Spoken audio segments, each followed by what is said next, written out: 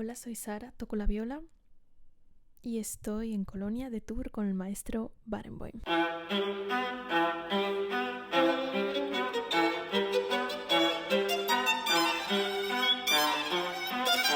En el episodio de hoy hablaremos de frustración, nervios, ¿qué era el otro? Y cuánto tiempo deberías estudiar, parte 2. Empezando por la frustración con el instrumento, os diré que es normal.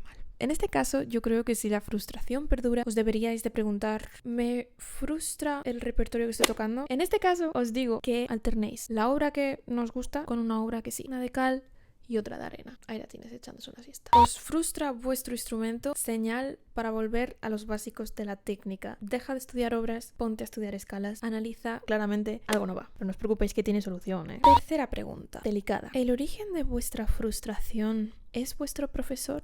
Si es sí y ya viene de mucho tiempo, quizás es hora de plantearse ir con otro profesor. Os aseguro que un profesor os puede hacer muchísimo daño psicológico. Un profesor debería guiaros, enseñaros, motivaros, inspiraros diariamente, a la vez que ser muy estricto con vosotros. Una cosa no quita la otra. Ser estricto con un alumno no implica maltratarle psicológicamente. ¿Os frustran los nervios, el ponerse nervioso a la hora de tocar un concierto, un ensayo, una clase, una masterclass? No os preocupéis, os vais a poner nerviosos toda la vida. Y el día que nos pongáis nerviosos vais a querer dejarlo. Tenéis que convertir los nervios en algo positivo. Yo me tomo el ponerme nerviosa en un concierto como algo súper normal. Como cuando tengo hambre, sé que me suena el estómago. Pues lo mismo, cuando voy a salir al escenario siento los nervios y digo, vale, todo bien, todo normal. En otro vídeo ya os hablaré de cosas más técnicas que a lo mejor puede ayudar a violistas o a violinistas o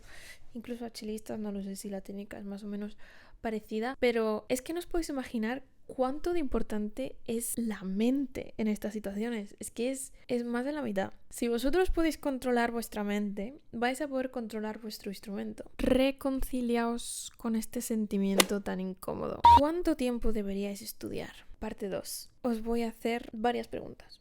¿Cuánto tiempo deberíais dormir? ¿Cuánto deberíais comer? ¿Cuántos cafés deberíais tomaros? Pues habrá gente que se pueda tomar un café, habrá gente que sea intolerante a la cafeína, habrá gente que necesite dormir 10 horas y habrá gente que necesite dormir 4 horas. Y esto es lo mismo con el estudio. No hay un libro, no hay un método exacto. Hay varias herramientas, pero el tiempo exacto que deberíais estudiar os lo tenéis que preguntar a vosotros mismos, a vuestro cuerpo y a vuestra mente. Y si tenéis alguna duda, probadlo vosotros mismos.